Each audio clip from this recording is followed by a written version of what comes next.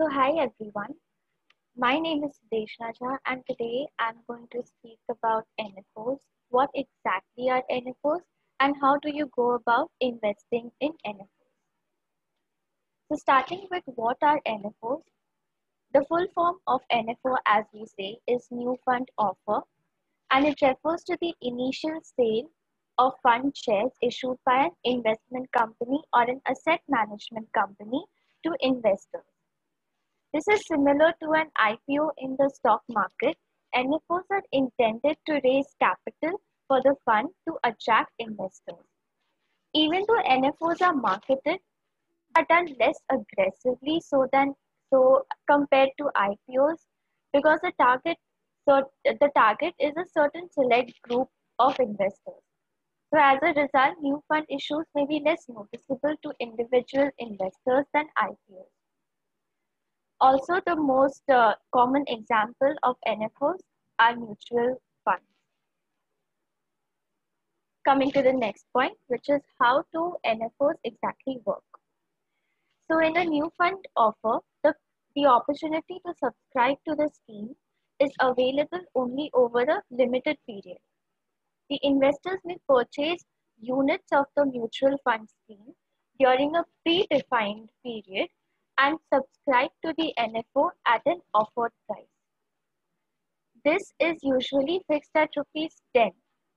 Once the tenure expires, the investors would be able to purchase the fund units at a specified price. So NFO subscribers in general have been able to generate noticeably better gains post-listing. Coming to the next point, which is who opts to invest in a new fund offer. Most investors seek mutual fund investment opportunities when the markets are at a peak. Whether it is a gold or a real estate, they desire to enter the market assuming that it will rise further.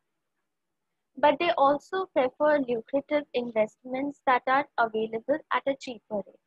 So usually NFOs uh, are taken by people with a low risk appetite, usually because it is professionally managed by a fund manager. And also, this applies to anywhere that you decide to invest. That the first thing that investors should look at is how it fits to their portfolio and then evaluate the risks and compare it with its expenses with existing funds. Moreover, every investor should not only invest in an NFO just based on the assumption that a new fund will generate better returns. Coming to the next point, which is why NFO is a good investment opportunity.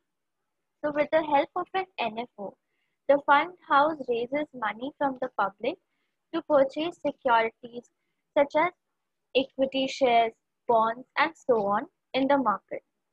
So NFO is cheaper than the existing funds as it is new to the market. They are comparable with the IPOs, which is commonly known as the initial public offer, in which the public can purchase shares before getting listed in the stock exchange. Also, a whole range of marketing efforts that go into their promotions makes it a too good to miss opportunity. But however, sometimes you need to put in your judgment and wisdom before settling for one. Coming to the last point, which is the difference between IPOs versus NFO, since by now you have only heard me speaking about the similarities between both of them. So coming to the most important point, an IPO is the first offer made by a firm to the retail investors for subscription of its shares. But an NFO is an initial offer of units and not shares to retail investors in a mutual fund scheme that is just being launched by an asset management company. The, the second most important point is that IPOs are for active investors, the investors who have a great risk appetite, but NFOs are for passive investors, the investors who have a risk-averse attitude, because IPOs are certainly more risky, but also something that is more risky rewards you with have greater benefits. So IPOs are more risky, but the reward side is also far higher than NFOs. NFO's risk is low and reward is also significantly low as compared to IPO.